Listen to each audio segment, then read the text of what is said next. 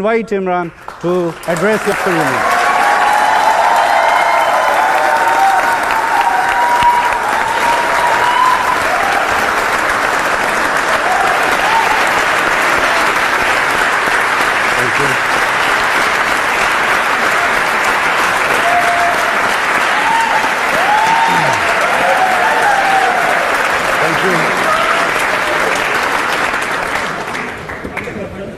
Adnan, thank you very much. I would like to thank the Oxford Union for inviting me here, Pakistan Oxford Society, and especially this, the Pakistani Knowledge Initiative taken by Adnan and his team. As he quite rightly said, knowledge is the basis on which nations are built on, and this is a great initiative because this will enable our best talent pool, which is outside Pakistan, to coordinate this talent pool so that we can not only collect money for Namal University, but also have the knowledge capital. We need PhDs, we need professors to come and work in Namal University, which is my passion. My mission is politics, my passion is this university, which I hope will, inshallah, become the Oxford University of Pakistan. The topic today is leadership, and I'm conscious today because my two boys are here, and I don't want them to be bored, so I'll try and be very crisp today, because the first time they've come to hear me. Leadership. All of us have the ability to be leaders. Everyone has the potential to become a leader. What makes a leader? The first and foremost is the vision. Leaders have dreams. And those dreams are beyond the self.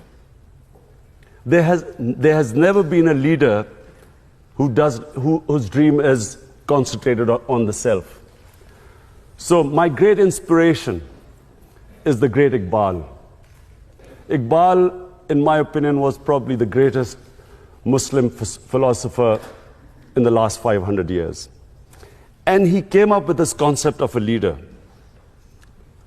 He used the symbol of Shaheen, the eagle. And why did the eagle soar above everyone else, which is what makes a leader? Because the Shaheen, the eagle, broke away the chains that keep us grounded. So what stops us from achieving this great God-given potential are the various chains that make us tread the trodden path. So the Shaheen, the eagle, has great dreams.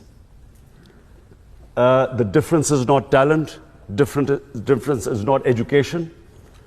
Difference is that a leader dreams what others are scared to dream of. Dream the impossible.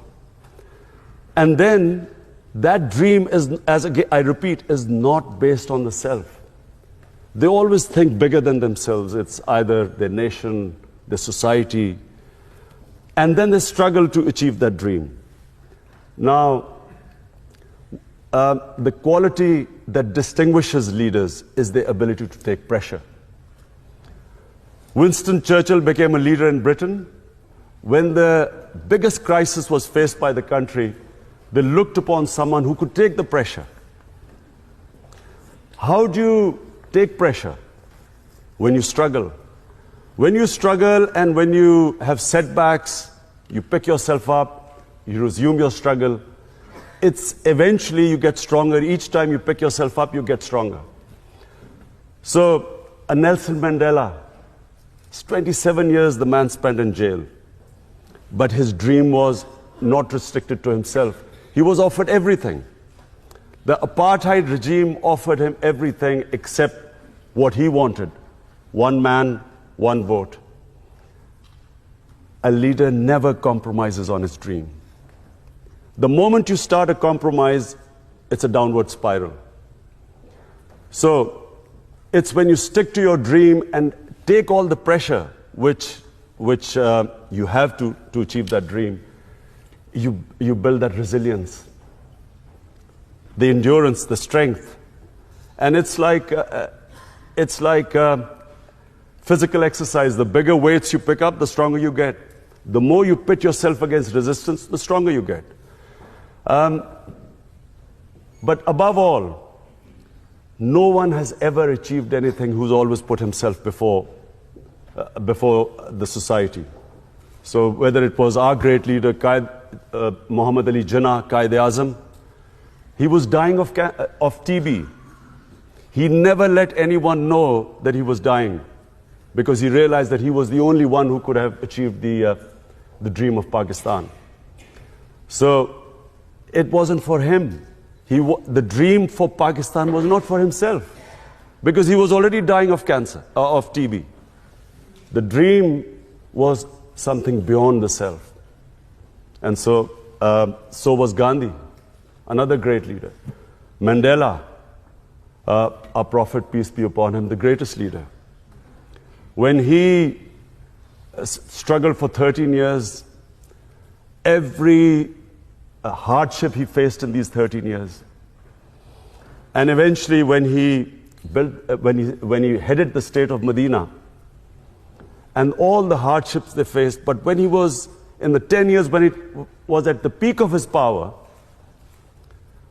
the famous address at Arafat, where 100,000 people standing and him addressing them from the Mount of Arafat. And he asked the people, can you bear witness in front of God that I have conveyed his message to you? So the 100,000 people said yes. And then people started crying. They started crying because they realized that he had just come to deliver a message. The objective was not power. He still lived in that little house, which was that Masjid al-Nabi, the little few rooms which he had when he came with nothing. So it was never for the self. And the moment he had achieved his mission, everyone cried because they knew that he was going to go. Similarly, if you look at any big name, they had a bigger vision. So number one is the vision. Number two, a leader can only achieve his mission if he conquers his fears. The biggest impediment in the way of people achieving their mission is that they get scared. They get scared of humiliation, failure. A lot of people don't attempt things because they're scared that people will laugh at them. People get scared because they're scared they'll lose their livelihood. I'll lose my job, I might not get a better job, and so they don't take a risk. And then, of course, above all, the greatest fear of death. That stops people from chasing their dreams. So fear is the biggest impediment in the way, not just of someone becoming a leader, but from anyone achieving their potential in life. It's fear that stops us along the way, makes us compromise. In my 13 years in politics, so many times, in 16 years in politics, so many times, I was offered compromises to become part of a government, accept something less. There's always a temptation during bad times to accept something lesser than your dream. And that's where the downward slide, as I said, starts. So fear is, you get scared along the way, people will say you can't do it. The moment you accept in your mind that you can't do it, you won't do it.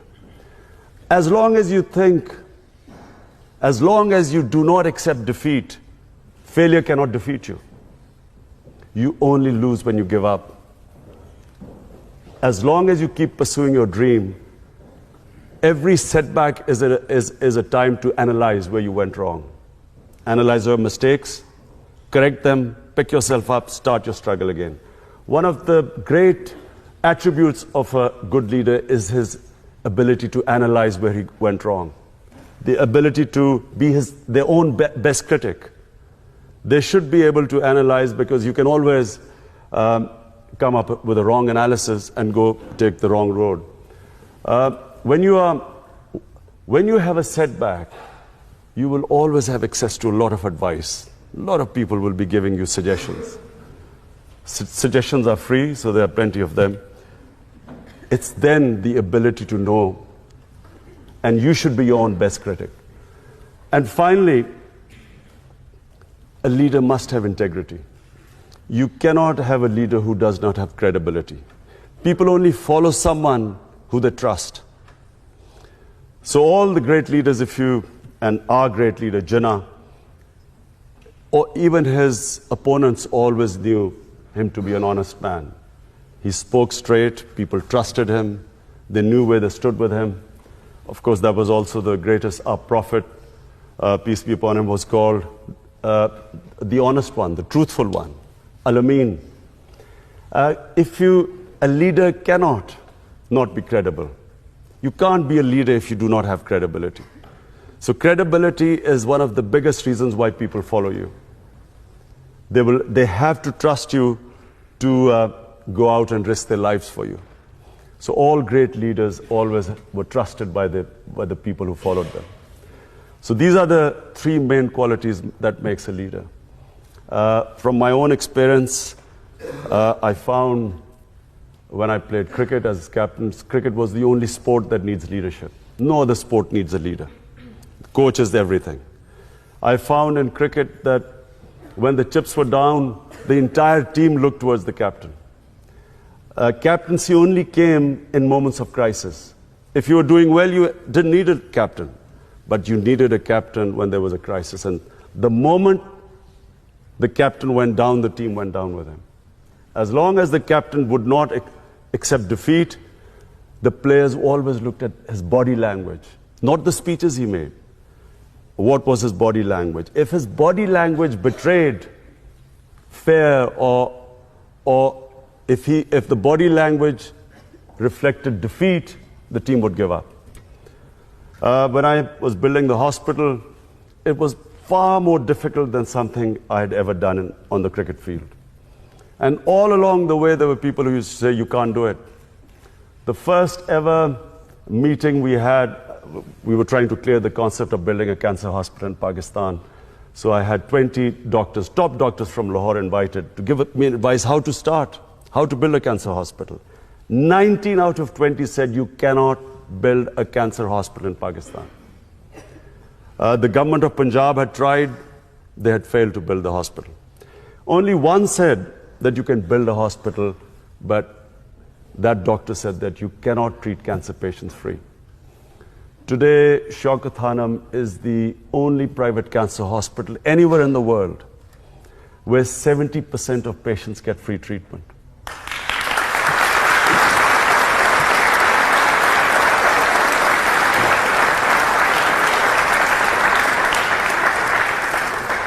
It was awarded by the World Health Organization. WHO awarded Shaukat Hanum for services to humanity as the only private cancer hospital, which is also the biggest charitable institution in Pakistan. And then when I came into politics, for most of my 16 years of politics, people laughed, made fun of me. He's too naive, doesn't understand politics. And all along the way, I was told one thing. To succeed in Pakistani politics, you have to do as the Romans do. So you have to make compromises and so on. And I was always offered compromises. Today, the only reason Tehreek-e-Insaf is by far the fastest growing party in Pakistan, had I compromised, this would not have happened. It's because people in Pakistan, as they say, an idea whose time has come. Finally, people have realized that it's the only political party that they can trust. Tehreek-e-Insaf is the fastest growing party in Pakistan's youth because the youth wants change. And although even the other status quo parties talk about change, the youth of Pakistan today trusts Tehreek-e-Insaf. Had I compromised along the way, this would not be the position today. And it certainly would not be the position where Tehreek-e-Insaf today is poised. And I'm making a prediction in front of all of you. The next election will be swept by Tehreek Insaf.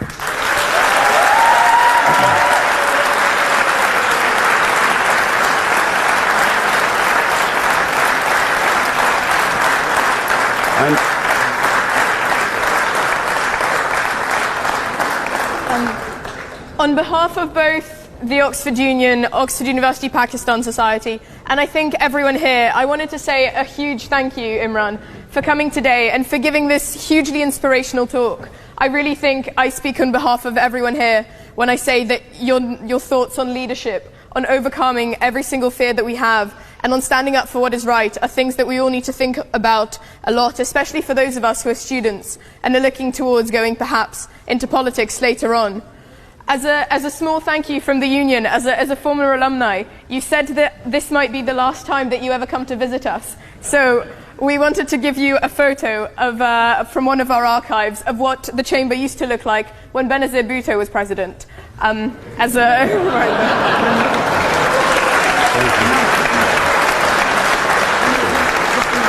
Thank you.